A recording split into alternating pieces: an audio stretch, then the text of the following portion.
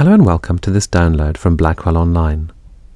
My name is George Miller, and my guest today is David Craig, co-author with Matthew Elliott of The Great European Rip-Off, subtitled How the Corrupt, Wasteful EU is Taking Control of Our Lives.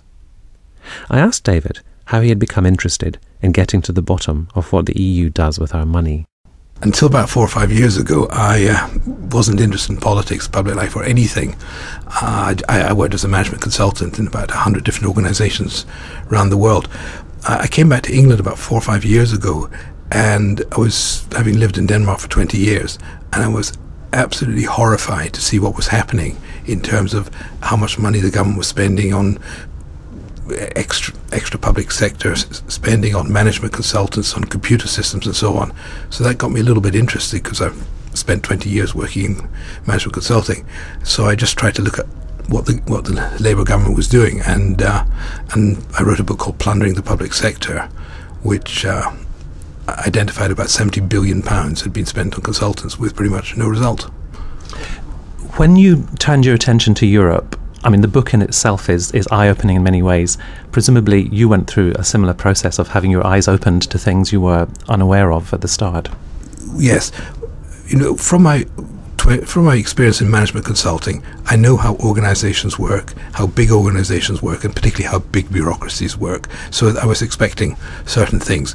I went over to, as part of the work for the book, I did a lot of research, but I also went over to Brussels a few times and met some quite interesting people there.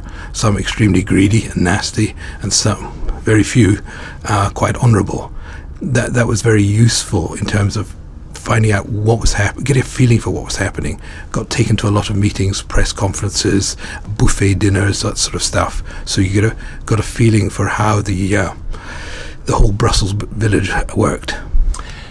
One of the things that I thought I knew about MEPs before I read your book was that their salaries were pegged to the level of remuneration of national parliaments. So I thought there was probably not much discrepancy. But then reading the opening of your book, it's clear that the remuneration of an MEP is wildly different from what a member of the House of Commons would receive. At the moment, the salary of European parliamentarians is the same. The basic salary is the same as they would receive if they were in the parliament of their local countries. So in Britain, they're getting about £62,000 a year. The big difference in earning potential comes because they have absolutely massive expenses. They get almost £200,000 a year for paying for assistants. And I mean, some of them, you have 3 or 4 sharing one assistant who's paid about £40,000 a year. So you've got 4, so they're getting £800,000, and most of that is going into their pockets. They have massive travel expenses. They're in Brussels most of the time. They get £4,000 a month, so 50,000 pounds a year for constituency offices. Most of them don't have constituency offices, but they still take the money.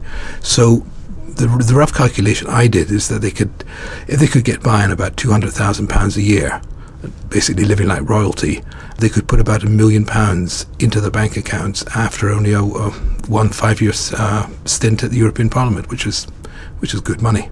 And what do we get for that? What do they do in return for us? Unfortunately, I may be a bit cynical, but very little. The European Parliament has little to no power.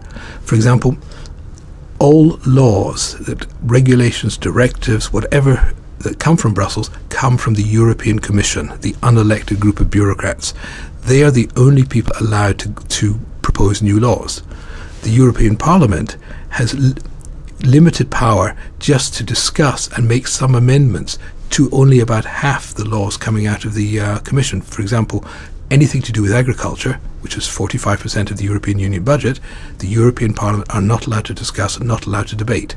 Anything to do with foreign treaties, they're not allowed to discuss, not allowed to debate, not allowed to do anything. So they have no lawmaking powers. They are excluded from about half the expenditure of the European Union, and they are not a necessary institution. What would you say to someone who says, here comes just another Eurosceptic bashing Europe, ignoring the good things that Europe has done, just ideologically opposed to sharing power or, putting one's lot in with other European nations? Well, I'd say that's not true. First of all, I would say buy a copy of the book and read it. No, the European Union has performed an incredibly valuable role in terms of spreading democracy and economic advancement, first to the pigs, Portugal, Italy, Greece and Spain, who were emerging from dictatorship, and then to the bees, the Baltic and Eastern European states. Had the European Union not been there as a kind of centre of stability and a provider of money, many of these countries would not have developed as fast as they did and would not have been as stable as they have been. And of course they've then in turn provided markets for the goods from these sort of more advanced countries. So the European Union has performed a very important role, and I would be absolutely against the UK leaving it. But the fact that it has performed an important role in one area doesn't mean that it should be allowed to go uncriticised for the catastrophic effect it's having on farming, on agriculture, on industry, in fact on many areas of our lives.